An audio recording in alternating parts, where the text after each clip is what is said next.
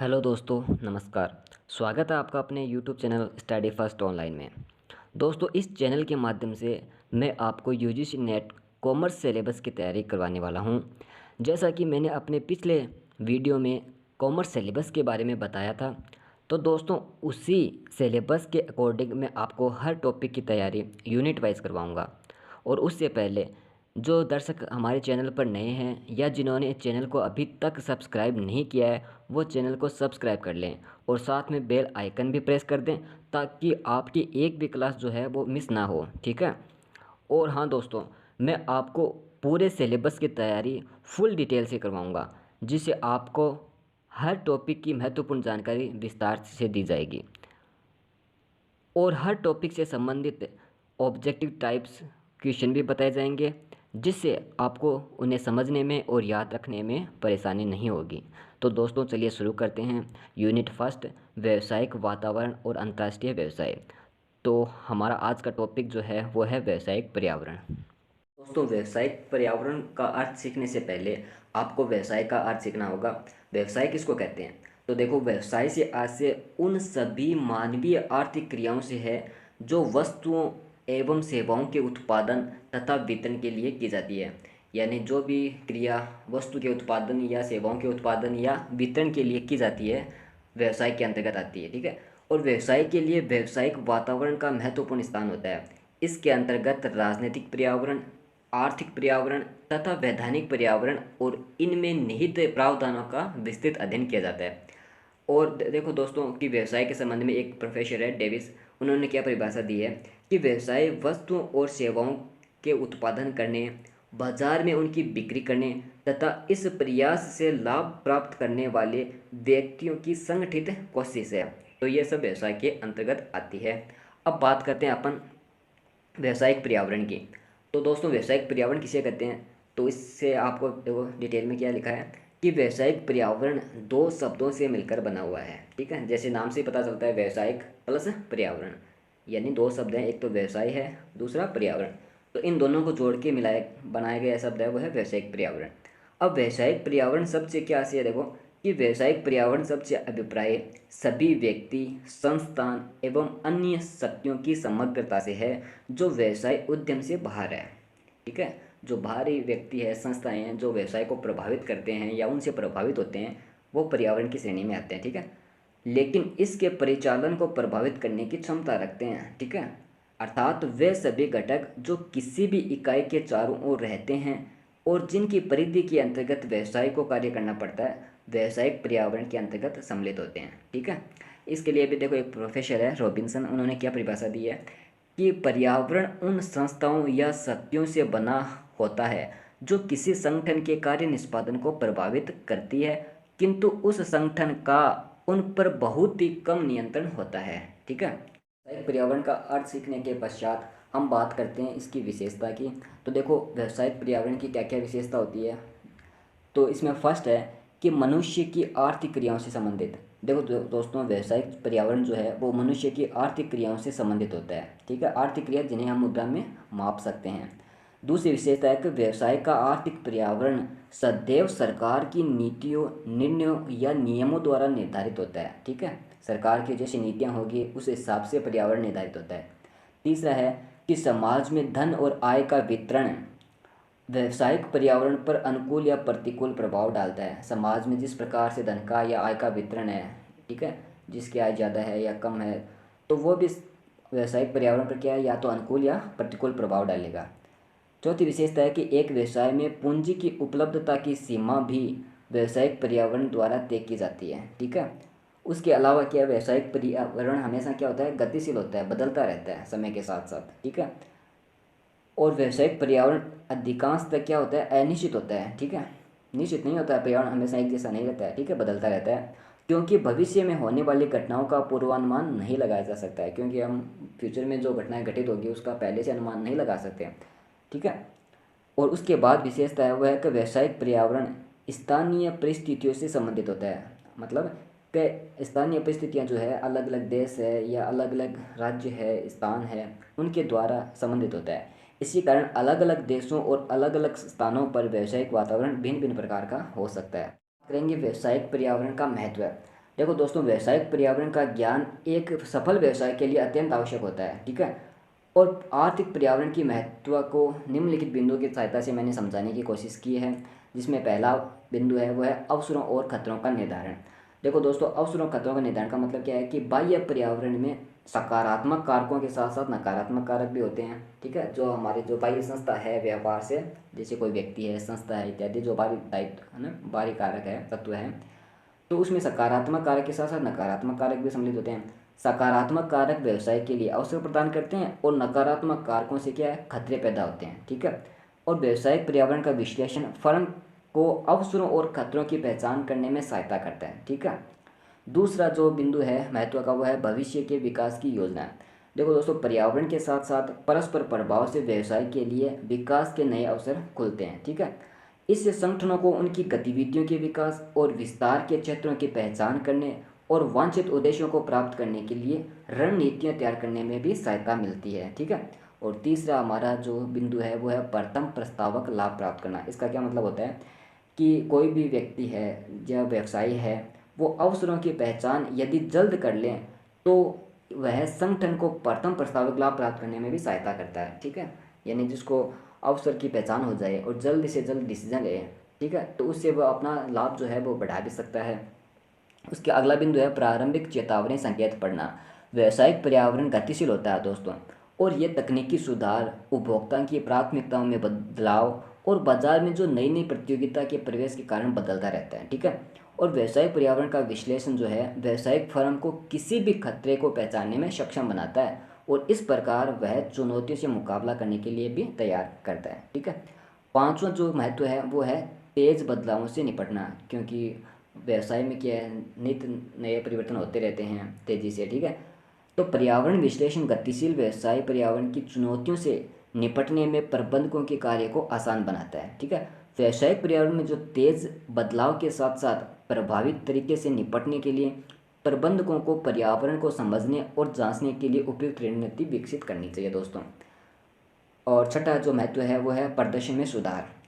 दोस्तों, जो उद्यम लगातार अपने पर्यावरण की निगरानी रखते हैं या करते हैं और उचित व्यवसाय प्रथाओं प्रथाओं को अपनाते हैं, वह न केवल अपने वर्तमान प्रदर्शन को बेहतर बना सकते हैं बल्कि दीर्घकाल के लिए बाजार में भी सफल होते हैं, लंबे समय तक बाजार में टिकने में भी क्या होते हैं, समर्थ हो जाते हैं, ठीक है। उसके बाद है लास्ट है वो है प्रतिस्पर्धा का सामना। दोस्तों, प्रत्येक फर्म एक ऐसे वातावरण में काम करती है जहां उसे उसी के समान उत्पादों का उत्पादन करने वाली अन्य कंपनियों से कठोर प्रतिस्पर्धा का सामना करना पड़ता है, क्योंकि अब व्यवसाय में क्या है कि एक ही प्रकार की वस्तुओं के अलग अलग निर्माता कंपनियां होती है, ठीक है, उत्पादकता होती है, और प्रत्येक की क्या है, क्वालिटी है या कीमत है, उसमें अंतर हो सकता है, तो उनसे प्रतिस्पर्धा करनी पड़ती है व्यवसायी को। तो व्यावसायिक पर्यावरण का विश्लेषण करने के लिए कंपनियों को प्रतियोगिता की रणनीतियों को पहचान करने में और उनके अनुसार अपने रणनीति तैयार करने में भी सहायता मिलती है। ये दोस्तों हो गया व्यावसायिक पर्यावरण का महत्व है। बात करते हैं अपन व्यावसायिक पर्यावरण के घटकों की। तो दोस्तों, व्यावसायिक पर्यावरण के दो घटक होते हैं, एक तो व्यापक पर्यावरणीय घटक और दूसरा होता है सूक्ष्म पर्यावरणीय घटक। तो पहले बात करेंगे अपन व्यापक पर्यावरणीय घटक की। उसमें देखो पहला घटक जो है वो है आर्थिक घटक, ठीक है। अब इस घटक में क्या क्या चीज़ सम्मिलित होती है, कौन कौन से घटक सम्मिलित होते हैं आर्थिक घटक में, वो देखिए। तो इसमें फर्स्ट है वो है आर्थिक प्रणाली।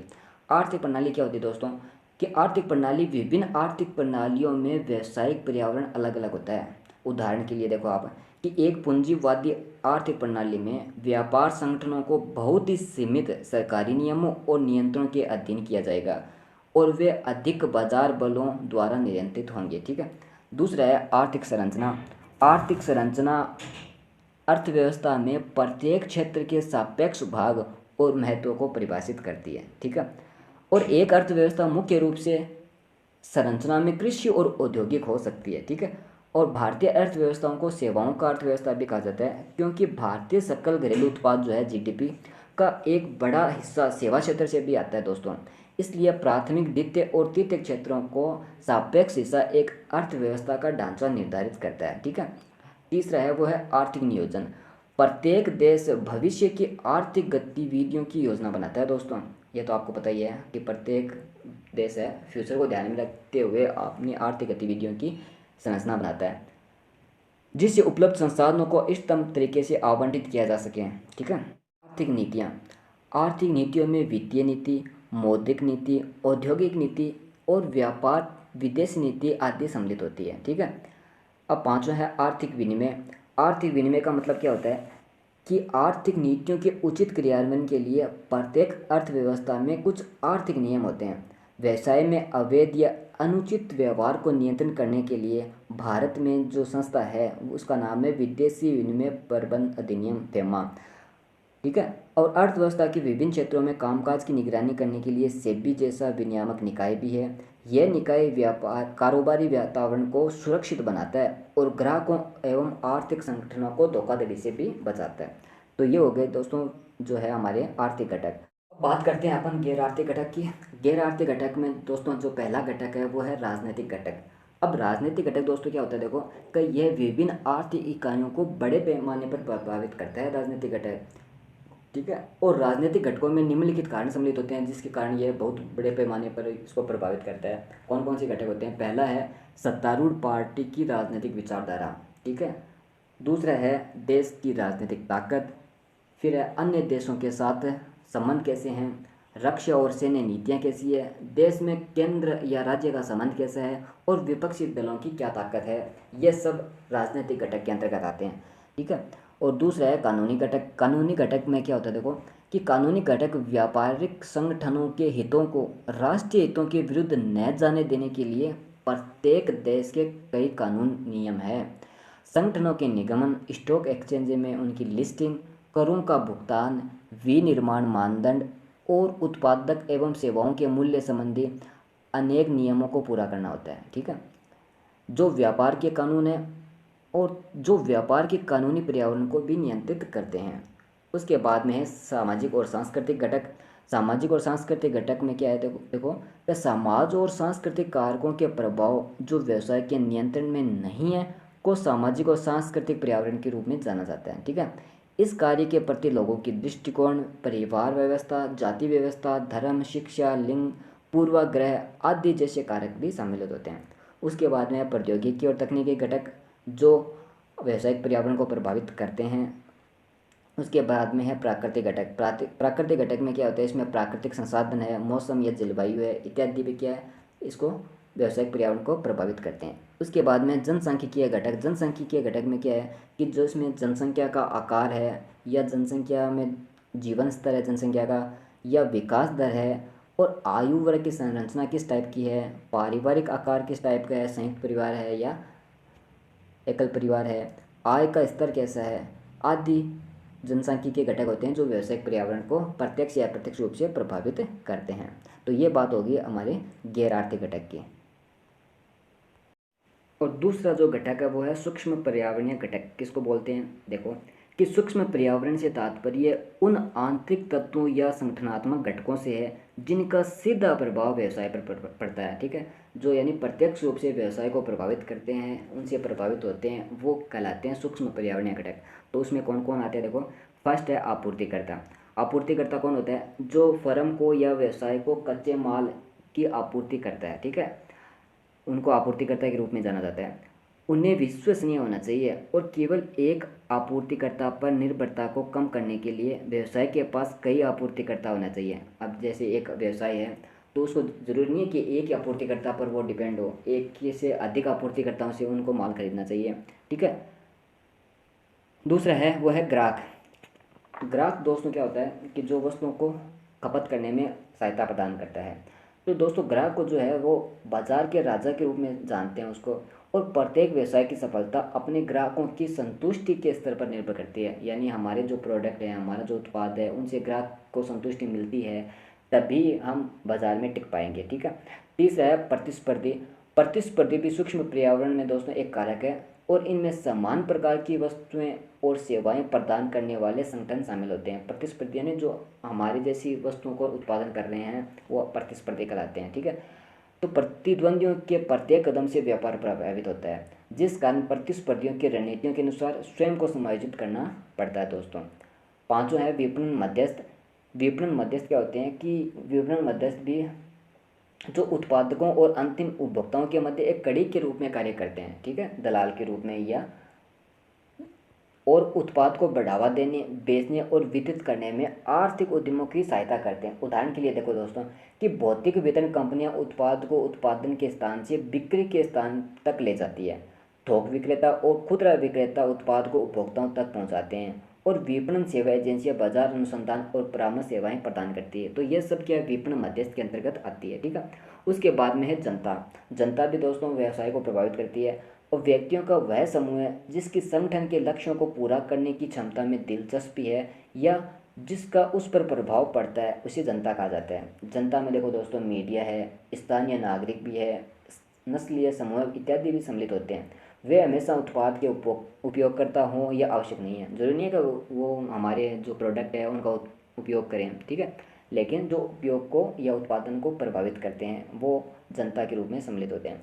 और मीडिया का एक ऐसा संगठन के लिए सकारात्मक दृष्टिकोण उसके उत्पादों की मांग बढ़ाने में सहायता करता है, जबकि नकारात्मक मीडिया रिपोर्ट इसकी प्रतिष्ठा को नुकसान पहुंचा सकती है। अगर मीडिया हमारे प्रोडक्ट की सकारात्मक विज्ञापन करें तो सकारात्मक प्रभाव पड़ता है व्यापार पर, और लेकिन अगर नकारात्मक रिपोर्ट पेश करें तो क्या व्यवसाय की प्रतिष्ठा को क्या है, नुकसान पहुंचता है।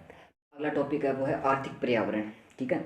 अब आर्थिक पर्यावरण की पहले तो देखो दोस्तों आर्थिक पर्यावरण किसको कहते हैं, उसकी परिभाषा क्या होती है। तो आर्थिक पर्यावरण से तात्पर्य उन समस्त राजनीतिक, प्राकृतिक और सांस्कृतिक दशाओं से है जो समाज की आर्थिक क्रियाओं से प्रभावित होती है या उसे प्रभावित भी करती है, ठीक है। यह दशाएं दोस्तों राष्ट्रीय और अंतर्राष्ट्रीय दोनों हो सकती हैं। आर्थिक पर्यावरण मतलब आर्थिक क्रिया होती है जो व्यवसाय को प्रत्यक्ष या अप्रत्यक्ष रूप से प्रभावित करती है। इसके लिए प्रोफेसर एक है फ्रांसिस चेरुनीलम के अनुसार, उन्होंने देखो आर्थिक पर्यावरण की क्या परिभाषा दी है कि किसी व्यवसाय के आर्थिक पर्यावरण का निर्माण आर्थिक दशाओं, आर्थिक नीतियों और आर्थिक व्यवस्था से संबंधित तत्वों के द्वारा होता है, ठीक है। अब आर्थिक पर्यावरण की देखो दोस्तों विशेषता क्या होती है।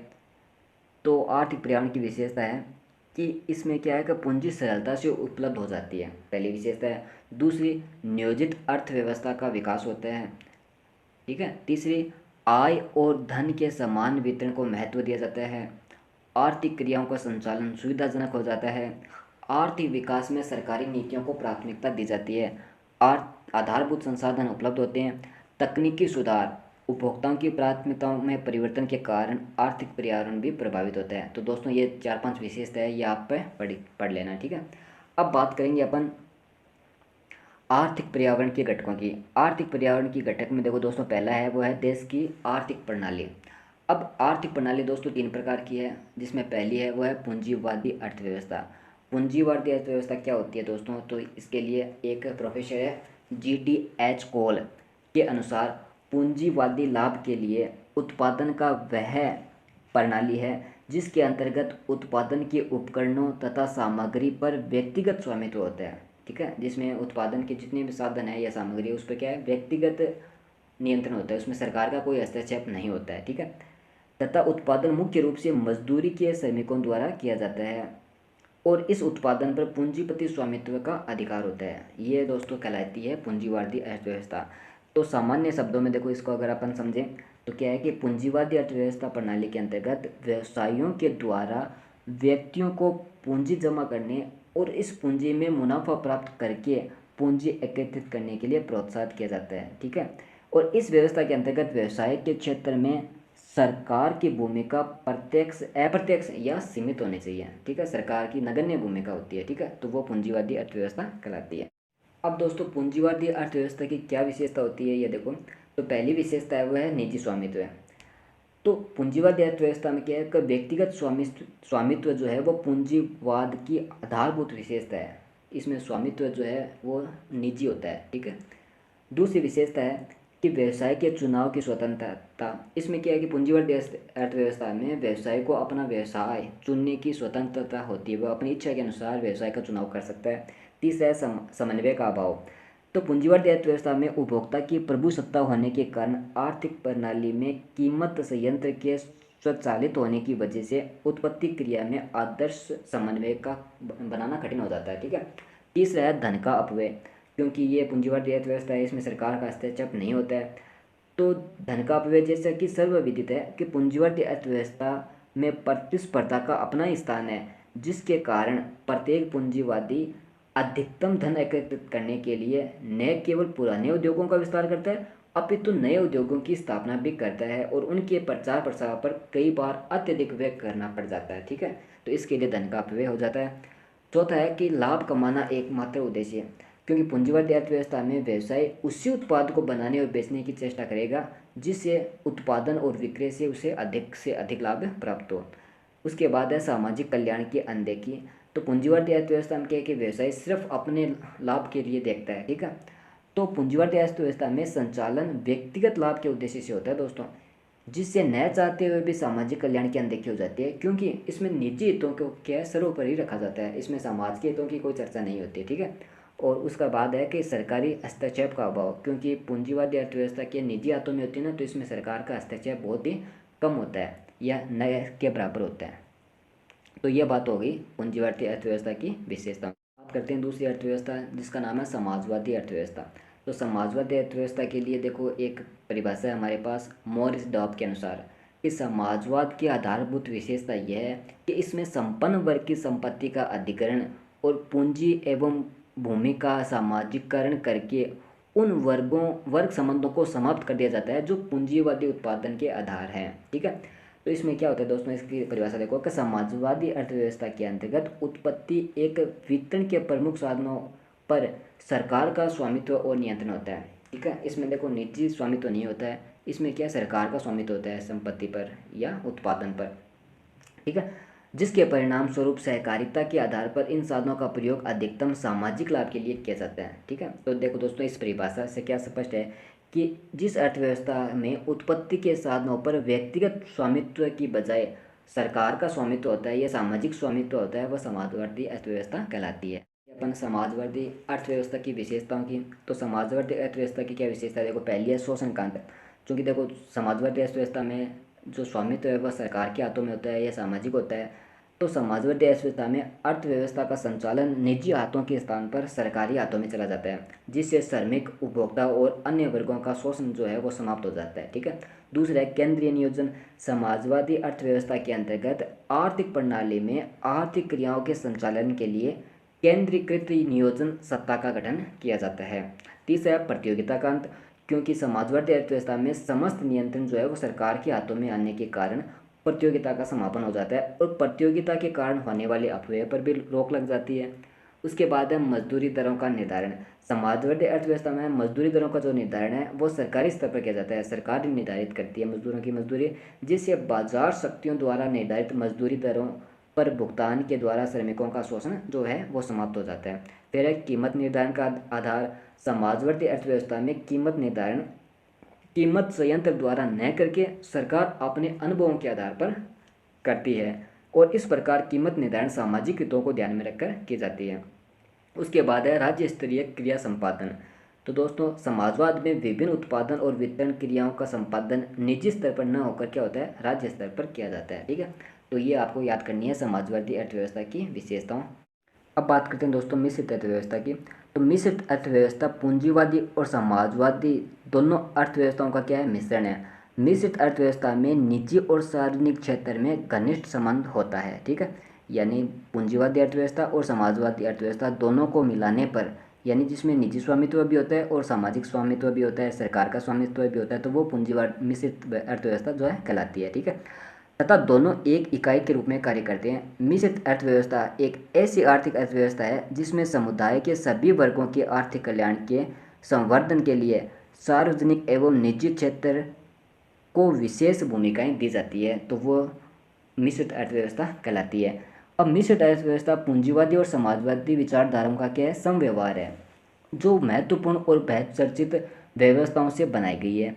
करते हैं मिश्रित अर्थव्यवस्थाओं की विशेषताओं की। तो देखो दोस्तों विशेषता क्या क्या होती है मिश्रित अर्थव्यवस्था की, कि फर्स्ट है कि सार्वजनिक और निजी क्षेत्र का स्पष्ट विभाजन। क्योंकि देखो दोस्तों मिश्रित अर्थव्यवस्था में क्या है कि पूंजीवादी और समाजवादी दोनों अर्थव्यवस्थाएं शामिल होती है ना, तो इसमें क्या होता है कि मिश्रित अर्थव्यवस्था के अंतर्गत निजी और सार्वजनिक क्षेत्र का विभाजन एकदम स्पष्ट और निश्चित हो जाता है। जैसे आपको एक एग्जांपल दूं कि विद्युत, रेलवे और रासायनिक उद्योग सार्वजनिक क्षेत्र की श्रेणी में और कृषि, लघु और मध्यम स्तरीय उद्योग निजी क्षेत्र के अंतर्गत आते हैं। ठीक है, दूसरा है सार्वजनिक हित। मिश्रित अर्थव्यवस्था में सार्वजनिक हित का स्थान सर्वोपरि होता है। ठीक है, जिसके लिए सरकार निजी क्षेत्र को नियंत्रित कर निर्देशित करती रहती है। ठीक है। तीसरा है विभिन्न क्षेत्रों का समावेश। मिश्रित अर्थव्यवस्था में दोस्तों विभिन्न क्षेत्रों का समावेश किया जाता है तथा उनके कुशल संचालन के लिए प्रयास भी किए जाते हैं। उसके बाद है आर्थिक स्वतंत्रता। आर्थिक स्वतंत्रता है देखो कि मिश्रित अर्थव्यवस्था में आर्थिक स्वतंत्रताओं की समाजवाद की तरह पूर्ण अनुपस्थिति नहीं होती है। इसमें कुछ स्वतंत्रता दी जाती है निजी स्वामित्व को। मिश्रित अर्थव्यवस्था में आर्थिक स्वतंत्रताएं तो होती है किंतु पूंजीवाद की तुलना में कम होती है। एकदम ही जैसे निजी हाथों में स्वामित्व नहीं सौंपा जाता है इसमें है। उसके बाद है आर्थिक नियोजन। मिश्रित अर्थव्यवस्था में आर्थिक नियोजन प्रमुख स्थान रखता है, अर्थात नियोजन के अभाव में किसी भी अर्थव्यवस्था को मिश्रित अर्थव्यवस्था नहीं कहा जा सकता, चाहे उसमें राज्य का नियंत्रण भले ही हो या न हो। उसके बाद में राजकीय नियंत्रण। तो मिश्रित अर्थव्यवस्था राजकीय नियंत्रण के बिना संचालित नहीं हो सकते दोस्तों। ऐसे बहुत कम देश हैं जहां प्रजातंत्र और नियोजित अर्थव्यवस्थाएं हो और वहां का व्यवसाय वर्ग स्वयं संचालित या स्वाभिमानी हो। सरकार इस कार्य के लिए अनेक कानून, नियमों, नीतियों आदि का निर्माण करती है और ये प्रयास करती है कि निजी क्षेत्र राष्ट्रीय लक्ष्यों की पूर्ति से देश और सरकार का क्या सहभागी बने। दोस्तों आज के लिए इतना ही। अगले वीडियो में मैं आपको बताऊंगा, यह पार्ट अगले वीडियो में भी चलेगा और उस वीडियो में मैं आपको बताऊंगा कि आर्थिक नीतियाँ क्या होती है, राजनीतिक पर्यावरण, वैधानिक पर्यावरण और उपभोक्ता संरक्षण अधिनियम 2002 के बारे में विस्तार से हम चर्चा अगले वीडियो में करेंगे। तब तक के लिए जितना मैंने आज पढ़ाया है उससे संबंधित मैं आपको कुछ ऑब्जेक्टिव टाइप प्रश्न दे रहा हूँ, तो आप उन प्रश्नों की तैयारी घर पर करें और हमारे चैनल से